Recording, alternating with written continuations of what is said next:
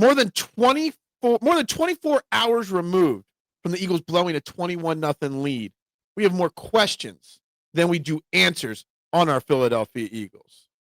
Welcome to the Eagles Checkdown, the fastest under 10-minute podcast there is, covering news, notes, and opinions on your favorite football team, the Philadelphia Eagles, right here on the Eagles Pinpool Podcast Network, and joined and partnered with the STT Sports Network. Guys, wherever you're watching this, on whatever platform, whichever style, video or audio, make sure you're liking, you're following, you're keeping up with all the great people at the Eagles Pinpool Podcast Network. And, of course, subscribe to the STT Sports Network for Trending in the AM. 90 minutes of live sports talk every single morning, bringing your thoughts and opinions to the table. This is my thoughts and opinions, but Trending in the AM is your thoughts and opinions. Guys, I'm recording this Monday night, a good 24-plus hours after the Eagles blew a 21-0 lead. And I've got more questions than I've got answers. And we've got some injuries to get into and a lot of things to get into today. But first and foremost, we got to start with Nick Sirianni when he gave his Monday after presser. And I'm just going to be a couple simple quotes. Nick Sirianni on making a change at who calls the plays offensively. No, I haven't. We are always looking for answers and never into assigning blame. Sirianni said he thought Patullo did a good job calling the game, but thinks he would like some plays back.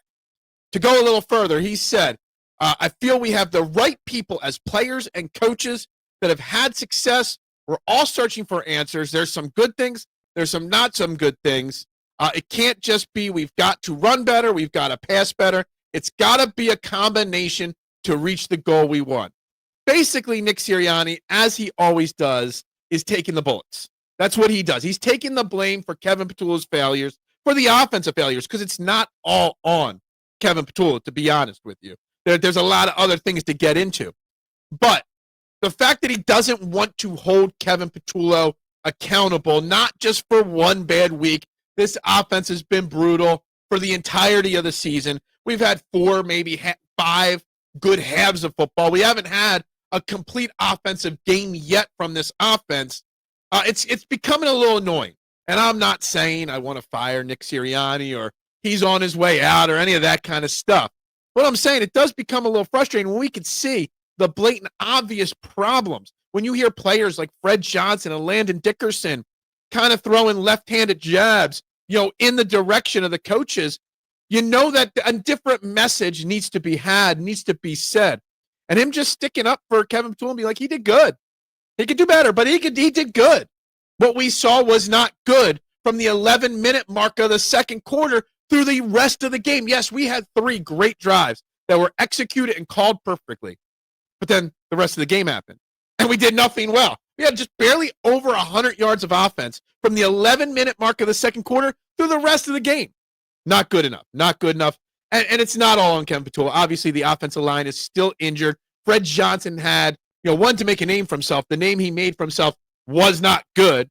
Cam Jurgens is becoming one of the worst centers in football. A lot of that is his injury, and he's still recovering from injuries, playing with that brace, but it does not make an excuse. He's not good. Landon Dickerson's been banged up this year. Fred Johnson was bad. Jordan Mailata played well, all things considered. And Tyler Steen has been solid and very averagely good for the majority of the season. But then you get into Saquon Barkley's numbers, and this offense is built around Saquon Barkley.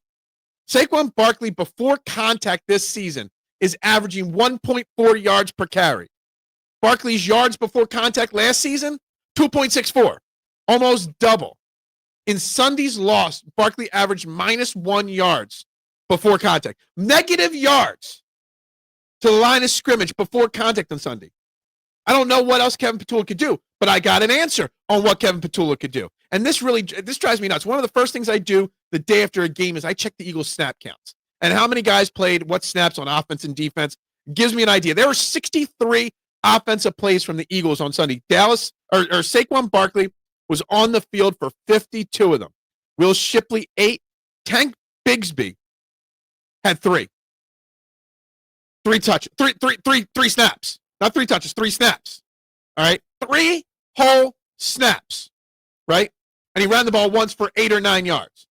Since he had the 9 carries for 104 yards against the Giants, in the last 3 games since then, he's had a grand total of 8 carries for 49 yards, which is still actually a really solid average. Over 6 yards per carry. Maybe I'm crazy. I'm not saying bench or split carries. But the fact that Saquon Barkley doesn't have that spark, Saquon Barkley's style isn't working with the offensive line right now, doesn't mean Saquon Barkley needs to take a back seat. But you can give Tank Bigsby 6, 7, 8 carries in a game. Lighten the load on Saquon a little bit. Give the defenses something else to think about. And who knows? Who knows what's going to happen? But it's really frustrating to hear the voices coming out of the NovaCare complex, coming out of South Philly, on how things are just all roses, all rosy from Nick Sirianni. Now, defensively speaking, we've got issues as well. Our defense did not perform up to Vic Fangio standards on Sunday, but we got bigger issues to worry about. It was announced on Monday, Andrew Makuba, second-round rookie, who has been finally turning a corner and playing really solidly the last couple of weeks, has a fractured ankle and is going to require surgery almost immediately. It'll probably happen very soon this week, okay? No timetable on his return until the surgery is done, but there's a chance we're going to be without him for 4-6 weeks. And that's a problem because Reed Blankenship's also banged up. We don't know his situation. Adoree Jackson is back in concussion protocol. Probably won't play on Friday. And we've got a very short week till Friday's game on Black Friday, okay, against the Chicago Bears. And I got to think of things a little bit. Now, you might look externally to fill these voids at safety, but you're not going to get, I know every Eagles fan say, oh, let's bring in Justin Simmons. You're not going to get a Justin Simmons in here ready to play by Friday at 3 or 3:30 p.m. when that game kicks off. So internally is where the answer is going to have to come from. They did speak about, Nick Sirianni did speak how Michael Carter could play back there a little bit. And that is a possibility. I know Cooper Dejean got some reps in training camp at safety. Personally, I'm keeping Cooper Dejean in the slot. I'm going to go with Keely Ringo or Jacorian Bennett on the outside. And I think that is perfectly fine. Maybe this is finally the chance we see Jacorian Bennett. Jacorian Bennett, I don't even think stepped on the field defensively. Where is he on this snap count list? I don't even see his name on here. Jacorian Bennett didn't even play, only played 7 special team snaps and no defensive snaps. I don't know what the deal is with Jacorian Bennett. But maybe Jacorian Bennett, maybe Keely Ringo. He did mention Michael Carter could play a little safety, and that was brought up around the trade deadline when we brought him in as well. So to me, I'm going, if Reed Blankenship can play, I'm going to go with Michael Carter back there, Jacorian Bennett on the outside, then you flip to, Keely Ringo if you've got to. You've also got Andre Sam and Perry Nickerson on the practice squad at this point. One of those guys is probably going to get elevated from the practice squad. Maybe the Justin Simmons comes after the surgery and in the long weekend and extended week and bring him in, but that's about it. That's about all you're going to get there. And that's a big loss. Losing potentially three of your starting secondary guys before a Bears game against a very, very good Bears offense. It's something that really, really, really is concerning to me. Anyway, guys, we got lots to dive into this week. It's a short week. It's Thanksgiving week. We got a Friday game. So there's so much happening, guys. So with that, I'm going to wrap this baby up.